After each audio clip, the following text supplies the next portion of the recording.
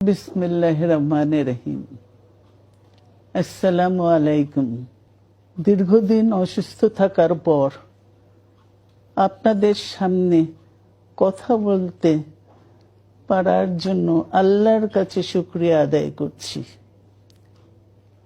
আমার কারাবন্দী অবস্থায় আপনারা আমার কারামুক্তি ও রোগ মুক্তির জন্য সংগ্রাম করেছেন, দোয়া করেছেন।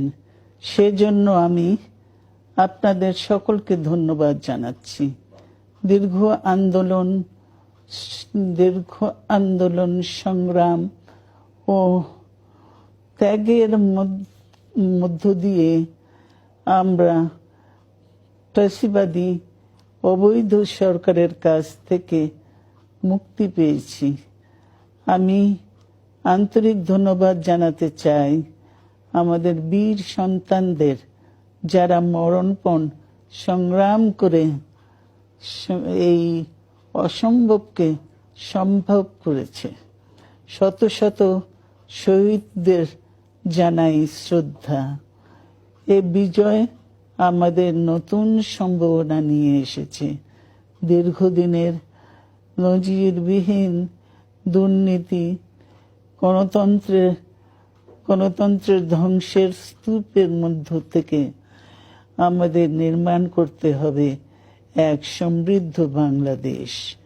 ছাত্র তরুণরাই আমাদের ভবিষ্যৎ।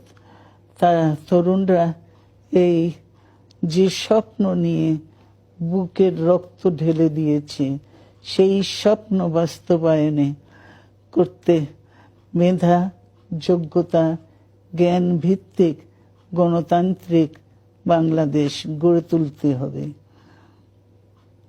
শোষণহীন সমৃদ্ধ বাংলাদেশ।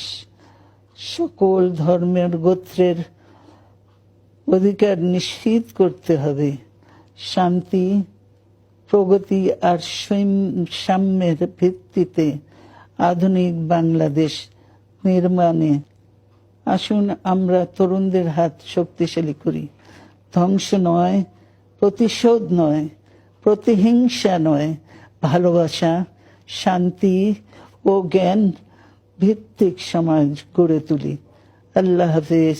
বাংলাদেশ জিন্দাবাদ।